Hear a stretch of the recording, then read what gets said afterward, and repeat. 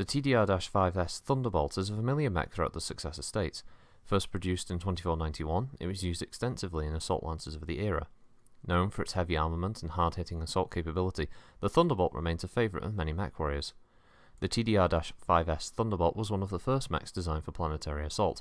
In its early years, it was also one of the heaviest assault mechs possible to produce. As technology advanced, the Thunderbolt was inevitably superseded by larger, more advanced heavy mechs. Because of its excellent design, however, the Thunderbolt remained in production, and some of the newer technology was added to its sub-assemblies. The Thunderbolt is respected as a tough opponent across all the successor states. The Thunderbolt remains one of the best armed mechs in existence. Its standard Sunglow Type 2 large laser packs a punch that few mechs can withstand, combined with its 3 diverse optics Type 18 medium lasers and its drum-mounted Delta Dart LRM-15 rack.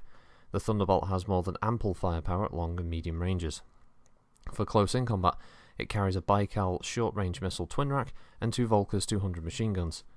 There are very few opponent mechs that can match this kind of firepower.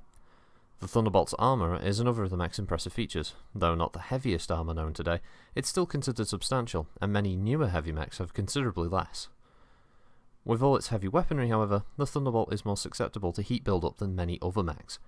Careful salvo firing of its weapons is a must if the vehicle is to avoid heat overload and shutdown.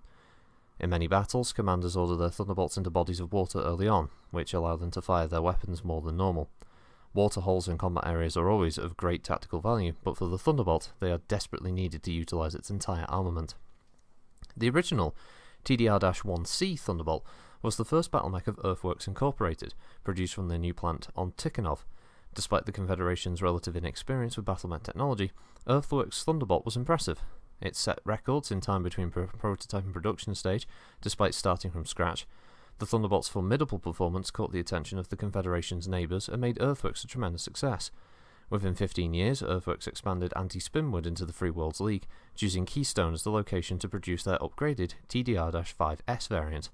Olivetti weaponry on Sudeten also picked up the design following their formation, and during the Succession Wars, this made Haus Steiner and Haus Marek the largest users of Thunderbolts, although they were eager to sell the design to other successor states.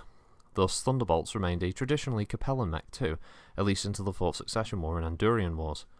The Turian Concordat was one of the largest users of the Thunderbolt in the periphery, thanks to both Vandenberg Mechanized Industries and Taurus Territorial Industries acquiring and producing the mech from their factories on Pinard and Taurus respectively, with many being sold to mercenary bands.